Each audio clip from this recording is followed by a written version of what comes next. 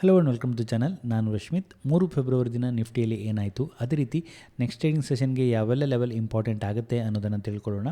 ಈ ವಿಡಿಯೋ ಕೇವಲ ಒಂದು ಎಜುಕೇಷನಲ್ ಪರ್ಪಸ್ಗೋಸ್ಕರ, ಯಾವುದೇ ಟ್ರೇಡ್ ರೆಕಮೆಂಡೇಷನ್ ವಿಡಿಯೋ ಅಲ್ಲ. ನಾವು ನಿಫ್ಟಿಯ ಚಾರ್ಟನ್ನು ನೋಡಿದ್ರೆ ಇವತ್ತು ನಿಫ್ಟಿಯಲ್ಲಿ ಒಂದು ಹ್ಯೂಜ್ ಗ್ಯಾಪ್ ಅಪ್ ಓಪನ್ ಆಗುತ್ತೆ. ಇಂಡಿಯಾ ಹಾಗೆ US ಟ್ರೇಡ್ ಡೀಲ್ನ ಅನೌನ್ಸ್ಮೆಂಟ್ ಆದ ಕಾರಣ ಒಂದು ಹ್ಯೂಜ್ ಗ್ಯಾಪ್ ಅಪ್ ಆಗುತ್ತೆ. More than 4% gap up open ಆಗುತ್ತೆ. ಓಪನ್ ಆಗಿ ಇಮಿಡಿಯೇಟ್ಲಿ ರಿಜೆಕ್ಟ್ ಆಗುತ್ತೆ. ಆಬ್ವಿಯಸ್ಲಿ ಪ್ರಾಫಿಟ್ ಬುಕ್ಕಿಂಗನ್ನು ನೋಡುತ್ತೆ. ರಿಜೆಕ್ಟ್ ಆಗಿ ಡೌನ್ ಬರುತ್ತೆ 25,800. ಅಗೇನ್ ಡೌನ್ ಬಂದು 635 ಲೆವೆಲ್ ಹತ್ರ ಸಪೋರ್ಟನ್ನು ಪಡ್ಕೊಳ್ಳುತ್ತೆ. Next throughout the day ಒಂದು ಕನ್ಸಾಲಿಡೇಷನ್ ಮೂವನ್ನು ಕೊಡ್ತಾ ಇತ್ತು ಅಂತ ಹೇಳ್ಬೋದು. ಬಜೆಟ್ ದಿನ ಒಂದಷ್ಟು ನೆಗೆಟಿವ್ ಸೆಂಟಿಮೆಂಟ್ ಇತ್ತು. ನಿನ್ನೆ ಪ್ರೀವಿಯಸ್ ಟ್ರೇಡಿಂಗ್ ಸೆಷನ್ ಏನೋ ಒಂದಷ್ಟು ರಿಟ್ರೇಸ್ಮೆಂಟ್ ಮಾಡುವಂಥ ಪ್ರಯತ್ನ ಮಾಡಿದೆ. ಒಂದು ಸ್ಟ್ರಾಂಗ್ ಡೌನ್ ಆದ ನಂತರ ರಿಟ್ರೇಸ್ಮೆಂಟ್ ಮಾಡುವಂಥ ಪ್ರಯತ್ನ ಮಾಡುತ್ತೆ. ಇವತ್ತು ಏನಾಗುತ್ತೆ, ನಿನ್ನೆ ಮಾರ್ಕೆಟ್ ಕ್ಲೋಸ್ ಆದ ನಂತರ ಇವತ್ತು ಮಾರ್ಕೆಟ್ ಓಪನ್ ಆಗುವ ಮಧ್ಯೆ US ಹಾಗೆ ಇಂಡಿಯಾದೊಂದು ಟ್ರೇಡ್ ಡೀಲ್ ಸೈನ್ ಆಗುತ್ತೆ. ಡೀಲ್ನ ಹೈಲೈಟ್ ಏನು ನಾವು ನೋಡೋದಾದರೆ, ಸೊ ಕರೆಂಟ್ಲಿ 18% ಟ್ಯಾರಿಫನ್ನು US ಭಾರತದ ಮೇಲೆ ಹಾಕುತ್ತೆ. ಅಂದರೆ ನಮ್ಮ ವಸ್ತುಗಳು ಅಮೇರಿಕಕ್ಕೆ ಎಕ್ಸ್ಪೋರ್ಟ್ ಆಗುತ್ತೆ ಅಂತ ಇಟ್ಕೊಳ್ಳಿ. ಎಕ್ಸ್ಪೋರ್ಟ್ ಆದ ನಂತರ ಅದಕ್ಕೆ ಅಲ್ಲಿ 18% ಟ್ಯಾಕ್ಸನ್ನು ಹಾಕುತ್ತೆ. ಈ ಹಿಂದೆ ಏನಿತ್ತು, ಟ್ರಂಪ್ ಒಂದಷ್ಟು ಟ್ಯಾರಿಫನ್ನು ಹಾಕ್ತಾಯಿದ್ರು. ಈ ಹಿಂದೆ 25% ಇತ್ತು, ಒಮ್ಮೊಮ್ಮೆ 50% ಅಂತಲೂ ಹೇಳ್ತಾಯಿದ್ರು. ಸೊ ಹೀಗಾದಾಗ ಏನಾಗುತ್ತೆ, ಇನ್ಕೇಸ್ 50% ಟ್ಯಾರಿಫನ್ನು ಹಾಕಿದಾಗ ಏನಾಗುತ್ತೆ, ನಮ್ಮ ವಸ್ತುಗಳು ಅಲ್ಲಿ ಕಾಸ್ಟ್ಲಿ ಆಗುತ್ತೆ. ಇಂಡಿಯಾದ ವಸ್ತುಗಳಿಗೆ ಅಲ್ಲಿ ಡಿಮಾಂಡ್ ಇರೋದಿಲ್ಲ. ಸೊ ಆಬ್ವಿಯಸ್ಲಿ ಇಂಡಿಯಾದ ಎಕ್ಸ್ಪೋರ್ಟ್ ಕಡಿಮೆ ಆಗುತ್ತೆ, ಅದು ಇಂಡಿಯಾಕ್ಕೆ ಲಾಸ್ ಆಗ್ತಾಯಿತ್ತು. ಈಗ 18%ಗೆ ಅದನ್ನು ಇಳಿಸಿದ್ದಾರೆ. ಅದೇ ರೀತಿ ರಷ್ಯನ್ ಆಯಿಲನ್ನು ಪರ್ಚೇಸ್ ಮಾಡಲಿಕ್ಕೆ ಈ ಹಿಂದೆ ಏನು 25% ಅಡಿಷನಲ್ ಟ್ಯಾಕ್ಸನ್ನು ಹಾಕಿದ್ರು, ಅದನ್ನು ಕೂಡ ರಿಮೂವ್ ಮಾಡಿ ಕರೆಂಟ್ಲಿ 18% ಟ್ಯಾರಿಫನ್ನು ಹಾಕಿದ್ದಾರೆ. ಇದೊಂದು ಸ್ವಲ್ಪ ಪಾಸಿಟಿವ್ ಆಗುತ್ತೆ. ಅದೇ ರೀತಿ ಒಂದಷ್ಟು ಅಮೆರಿಕದಿಂದ ಇಂಡಿಯಾ ಪರ್ಚೇಸ್ ಮಾಡುವಂಥ ಪ್ರಾಮಿಸನ್ನು ಕೂಡ ಮಾಡಿರುವಂಥದ್ದು. $500 billion worth of $US of energy, technology, agriculture and ಕೋಲ್ ಪ್ರಾಡಕ್ಟನ್ನು ಇಂಡಿಯಾ ಪರ್ಚೇಸ್ ಮಾಡುವಂಥ ಒಂದು ಪ್ರಾಮಿಸನ್ನು ಮಾಡಿದೆ. ಹಾಗೆ ಇಂಡಿಯಾ ಇನ್ನು ಮುಂದೆ ಒಂದಷ್ಟು ರಷ್ಯನ್ ಆಯಿಲ್ನ ಇಂಪೋರ್ಟನ್ನು ಕೂಡ ಕಡಿಮೆ ಮಾಡುವಂಥ ಪ್ರಾಮಿಸನ್ನು ಮಾಡಿದೆ ಅಂತ ಹೇಳಲಾಗ್ತಾಯಿದೆ. ಹಾಗೆ ಅಮೇರಿಕದ ಪ್ರಾಡಕ್ಟ್ಗಳಿಗೆ ಮುಂದಿನ ದಿನಗಳಲ್ಲಿ ಅಪ್ ಟು 0 ಟ್ಯಾರಿಫನ್ನು ಹಾಕುವಂಥ ಪ್ರಾಮಿಸನ್ನು ಕೂಡ ಮಾಡಿದೆ ಅಂತ ಹೇಳಲಾಗ್ತದೆ. ಸೊ ಫೈನಲಿ ಒಂದು ಕಳೆದ ಆಲ್ಮೋಸ್ಟ್ 1 ವರ್ಷದಿಂದ ಇದಂಥ ಟ್ಯಾರಿಫ್ ಡೀಲ್ ಏನಾಗಿದೆ, ಸೈನ್ ಆಗಿದೆ.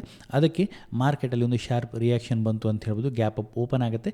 ಆಬ್ವಿಯಸ್ಲಿ ಓಪನ್ ಆದ ನಂತರ ಒಂದು ಪ್ರಾಫಿಟ್ ಬುಕ್ಕಿಂಗನ್ನು ಕೊಡುತ್ತೆ. ಸೊ ನೆಕ್ಸ್ಟ್ ಟ್ರೇಡಿಂಗ್ ಸೆಷನ್ಗೆ ಯಾವೆಲ್ಲ ಲೆವೆಲ್ ಇಂಪಾರ್ಟೆಂಟ್ ಆಗುತ್ತೆ ಅಂತ ನಾವು ನೋಡೋದ್ರೆ, ಸೊ ಇವತ್ತು ಯಾವೆಲ್ಲ ಸೆಕ್ಟರ್ಗಳು ಪರ್ಫಾರ್ಮ್ ಮಾಡಿದ್ವು ಅಂತ ನೋಡಿದ್ರೆ, ರಿಯಾಲಿಟಿ ಸೆಕ್ಟರ್ ಹೈಯೆಸ್ಟ್ ಪರ್ಫಾರ್ಮೆನ್ಸನ್ನು ಮಾಡ್ತು ಅಂತ ಹೇಳ್ಬೋದು. 4.8% ಅಪ್ ಮೂವನ್ನು ಕೊಡ್ಕೊಂಡು ಕ್ಲೋಸಿಂಗನ್ನು ಕೊಡ್ತು. ಅದೇ ರೀತಿ ನೆಕ್ಸ್ಟ್ ಇದ್ದಂಥದ್ದು ನಿಫ್ಟಿ ಫಿನಾನ್ಷಿಯಲ್ ಸರ್ವಿಸ್ 3.2% ಅಪ್ ಮೂವನ್ನು ಕೊಡ್ತು. ಹೆಲ್ತ್ ಕೇರ್ 3.1%, ಫಾರ್ಮಾ 3%, ಮೆಟಲ್ 2.87%, ಹಾಗೆ ಆಟೋ 2.8% ಅಪ್ ಮೂವನ್ನು ಕೊಟ್ಕೊಂಡು ಕ್ಲೋಸಿಂಗನ್ನು ಕೊಡ್ತು. ಎಲ್ಲ ಸೆಕ್ಟರ್ಗಳು ಇವತ್ತು ಪಾಸಿಟಿವಲ್ಲೇ ಇದ್ವು ಅಂತ ಹೇಳ್ಬೋದು. FMCG 0.36% ಕ್ಲೋಸಿಂಗನ್ನು ಕೊಡ್ತು.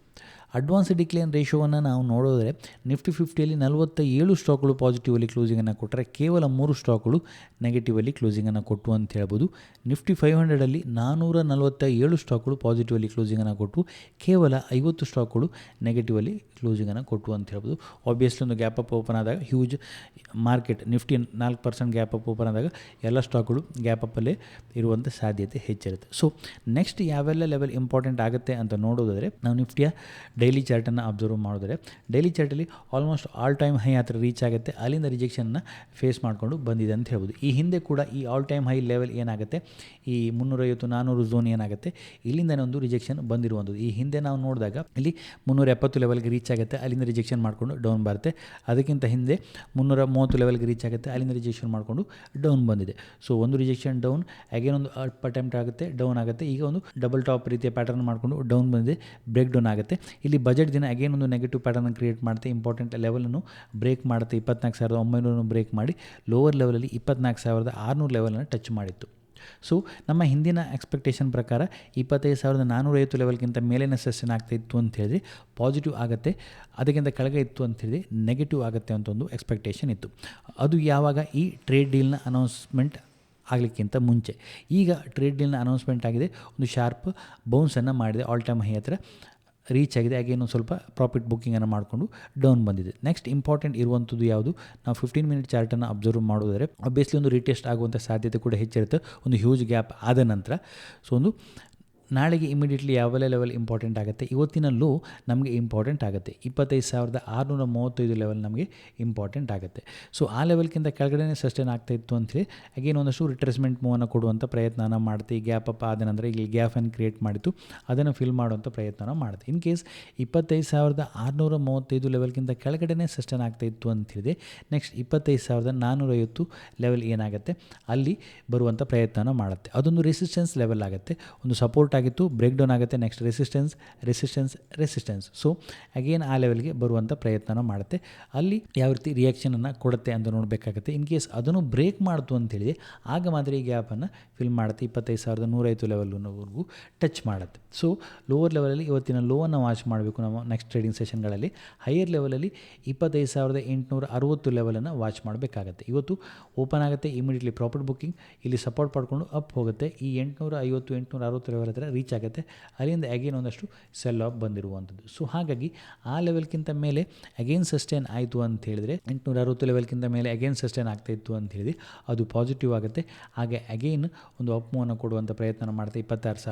26,100 ಲೆವೆಲನ್ನು ಹೈಯರ್ ಲೆವೆಲಲ್ಲಿ ಟಚ್ ಮಾಡುವಂಥ ಪ್ರಯತ್ನವನ್ನು ಮಾಡುತ್ತೆ. ಸೊ ಹಾಗಾಗಿ ಈ ಎರಡು ಝೋನನ್ನು ನಾವು ನೆಕ್ಸ್ಟ್ ಟ್ರೇಡಿಂಗ್ ಸೆಷನ್ಗಳಲ್ಲಿ ವಾಚ್ ಮಾಡಬೇಕಾಗತ್ತೆ. ಹಾಗೆ ಓಪನ್ ಇಂಟ್ರೆಸ್ಟನ್ನು ನಾವು ಅಬ್ಸರ್ವ್ ಮಾಡಿದ್ರೆ 26,000 ಹೈಯೆಸ್ಟ್ ಕಾಲಲ್ಲಿ ರೈಟಿಂಗ್ ಆಗಿರುವಂಥದ್ದು. ಸೊ ನೆಕ್ಸ್ಟ್ ರೆಸಿಸ್ಟೆನ್ಸ್, ಅದೇ ರೀತಿ 25,800 ಕೂಡ ಒಂದಷ್ಟು ರೆಸಿಸ್ಟೆನ್ಸ್ ಇರುವಂಥದ್ದು. 850 ಲೆವೆಲ್ಗಿಂತ ಮೇಲೆ ಸಸ್ಟೈನ್ ಆಗ್ತಾಯಿತ್ತು ಅಂತೇಳಿ ಆಗ ಒಂದಷ್ಟು ಮೊಮೆಂಟಮನ್ನು ನಾವು ನೋಡುವಂಥ ಸಾಧ್ಯತೆ ಇದೆ. ಲೋವರ್ ಲೆವೆಲಲ್ಲಿ 25,500 ಹಾಗೆ 800 ಕೂಡ ಒಂದಷ್ಟು ಪುಟ್ಟಲ್ಲಿ ರೈಟಿಂಗ್ ಇದೆ. ಹಾಗೆ ನಾವು ಸೆನ್ಸೆಕ್ಸ್ ಚಾರ್ಟನ್ನು ಅಬ್ಸರ್ವ್ ಮಾಡಿದರೆ ಸೆನ್ಸೆಕ್ಸಲ್ಲಿ 83,500 ಇಂಪಾರ್ಟೆಂಟ್ ಆದ ಲೆವೆಲ್ ಆಗುತ್ತೆ. ಆ ಲೆವೆಲನ್ನು ಬ್ರೇಕ್ ಮಾಡ್ತು ಅಂತೇಳಿ ನೆಕ್ಸ್ಟ್ 82,300, 82,700, 800 ಲೆವೆಲನ್ನು ಟಚ್ ಮಾಡುವಂಥ ಪ್ರಯತ್ನವನ್ನು ಮಾಡುತ್ತೆ. ಅದೇ ರೀತಿ ಹೈಯರ್ ಲೆವೆಲಲ್ಲಿ ಇಂಪಾರ್ಟೆಂಟ್ ಇರುವಂಥದ್ದು ಸೆನ್ಸೆಕ್ಸ್ಗೆ 84,200 ಲೆವೆಲ್ ಆಗುತ್ತೆ. ಫ್ಲ್ಯಾಟ್ ಓಪನ್ ಆಗಿ ಒಂದು ಅಪ್ಪನ್ನು ಕೊಟ್ಟು ಈ ಲೆವೆಲ್ಗಿಂತ ಮೇಲೇ ಸಸ್ಟೈನ್ ಆಗ್ತಾಯಿತ್ತು ಅಂತೇಳಿ ಒಂದಷ್ಟು ಪಾಸಿಟಿವ್ ಮೂವನ್ನು ಹೈಯರ್ ಲೆವೆಲಲ್ಲಿ ಕಂಟಿನ್ಯೂ ಮಾಡುವಂಥ ಪ್ರಯತ್ನವನ್ನು ಮಾಡುತ್ತೆ. ಇದಿಷ್ಟು ಈ ವಿಡಿಯೋದಲ್ಲಿ. ನಿಮಗೇನಾದರೂ ಈ ವಿಡಿಯೋ ಇಷ್ಟ ಆಯಿತು ಅಂತೇಳಿ ಲೈಕ್ ಮಾಡಿ, ನಿಮ್ಮ ಸಜೆಷನ್ಸನ್ನು ಕಮೆಂಟ್ ಮಾಡಿ. ಇನ್ನು ಹೆಚ್ಚಿನ ವಿಡಿಯೋಗಳಿಗಾಗಿ ನಮ್ಮ ಯೂಟ್ಯೂಬ್ ಚಾನಲ್ ಸಬ್ಸ್ಕ್ರೈಬ್ ಮಾಡ್ಕೊಳ್ಳಿ. Thank you.